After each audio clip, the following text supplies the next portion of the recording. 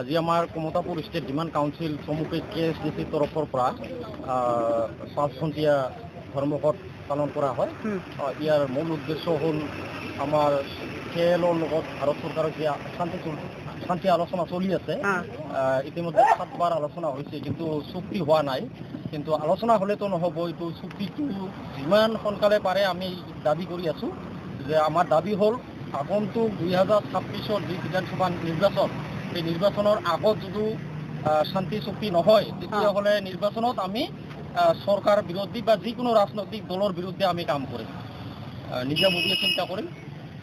যিহেতু ভাৰত চৰকাৰে আমন্ত্ৰণ কৰি KLৰ নেতা আমাৰ জীৱন সিং মহাশয় আৰু DL Kos মহাশয়ক আনি 7বাৰ আলোচনা কৰিলে, কিন্তু চুক্তিটো কৰা নাই।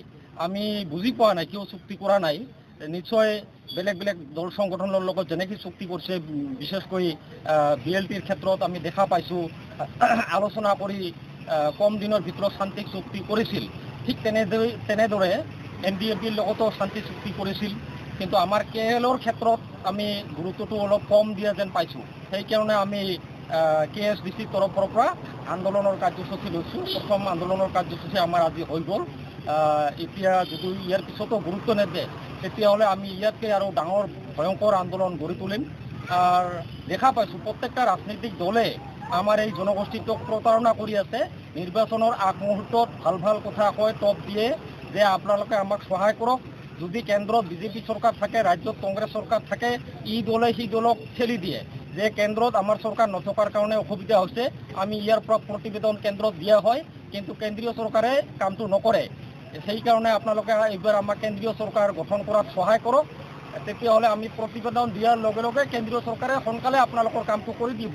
ঠিক তেনেকেই কেন্দ্ৰত থকা চৰকাৰো কয় যে আপোনালোকৰ ৰাজ্যত বেলেগ চৰকাৰ কাৰণে আমাৰ অসুবিধা হৈছে, ৰাজ্য চৰকাৰে প্ৰতিবেদন নিদিয়াৰ কাৰণে আমি কামটো কৰিব পৰা নাই।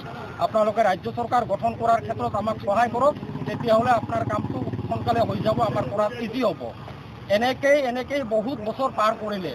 2014 চনত লোকসভা নিৰ্বাচনত ভাৰতৰ বৰ্তমানৰ প্ৰধানমন্ত্ৰী নৰেন্দ্ৰ মোদী ডাঙৰীয়াই অসমত আহি বহুত ডাঙৰ ডাঙৰ লেকচাৰ মাৰিছিল, ভাষণ দিছিল যে আপোনালোকে আমাক সহায় কৰক, কেন্দ্ৰ চৰকাৰ গঠন কৰাত আপোনালোকে আমাক ভোট দিয়ক। আমি কেন্দ্ৰ চৰকাৰ গঠন হ'লে 6 মাহৰ ভিতৰত আপোনালোকৰ জনজাতিকৰণৰ বা ৰাজবংশীৰ যিবিলাক সমস্যা আছে সকলোবোৰ সমস্যা সমাধান হৈ যাব। কিন্তু 2014 চনৰ পৰা আজি 2025 চন, 8 বছৰ পাৰ হৈ গ'ল, এতিয়ালৈকে কোনো ধৰণৰ পদক্ষেপ লোৱা আমি দেখা পোৱা নাই। কিন্তু দেখা পাইছোঁ আমি বিশেষকৈ যেতিয়া BLT শান্তি চুক্তি হৈছিল, তেতিয়া কিন্তু আমি দেখা পাইছোঁ কেন্দ্ৰত BJP চৰকাৰ আছিল, অসমত কংগ্ৰেছ চৰকাৰ আছিল। তেতিয়াতো কোনো বাধাৰ সৃষ্টি হোৱা নাই, তেতিয়া BLTৰ লগত শান্তি চুক্তি ধুনীয়াকৈ হৈছে। কিন্তু আমাৰ ক্ষেত্ৰত এনেকেই ঠেলা ঠেলি পাৰ কৰি দিয়ে। সেইকাৰণে আমি এইবাৰ ৰাইজে প্ৰতিজ্ঞা লৈছোঁ যে 2026 চনৰ বিধানসভা নিৰ্বাচনৰ আগমুহূৰ্তত যদি আমাৰ সমস্যা সমাধান নহয়, KLৰ লগত শান্তি চুক্তি নহয়, তেতিয়াহ'লে 2026 চনত তেওঁলোকে দেখা পাব, প্ৰত্যেকটো ৰাজনৈতিক দলে দেখা পাব। আমি কি কৰিম সেইটো নিশ্চয় সময়ত দেখা পাব। আমি অসম, বেংগল, বিহাৰত আমাৰ যিখিনি কমতাপুৰী ৰাইজ আছে, ৰাজবংশী ৰাইজ আছে, আমি নিশ্চয় ইয়াৰ প্ৰত্যুত্তৰ দিম। ধন্যবাদ। আপোনালোকৰ লগত বেলেগ সংগঠন জড়িত নাই নেকি, যেনে কোচ ৰাজবংশী উন্নয়ন পৰিষদ আছে, সিহঁত নহয় নেকি আপোনাৰ লগত? নাই, প্ৰত্যেকটা ৰাজনীতি আমাৰ যি ৰাজবংশী দল সংগঠন আছে, গোটেইবিলাক দল সংগঠন নাই। মই ইনফেক্ট সেইদিনাখন হেৰিৰ লগত লগ ধৰি প্ৰণৱ নাৰায়ণ দেৱ তেওঁক লগ ধৰি আহিছোঁ, তেওঁতো একো কোৱা নাই। তেওঁ নাই নেকি আপোনাৰ লগত সমৰ্থনত? নাই, আমিতো বিৰোধিতা কৰাও দেখা নাই। আমাক প্ৰত্যেকে সমৰ্থন কৰি আছে। আমি KSDCয়ে উদ্যোগ লৈছোঁ, কিন্তু আমাৰ যিবিলাক জাতীয় সংগঠন আছে সবেই আমাক সহায় কৰি আছে, সমৰ্থন কৰি আছে। বিৰোধিতাটো আমি দেখা নাই। Stay informed, stay ahead. News NE 365.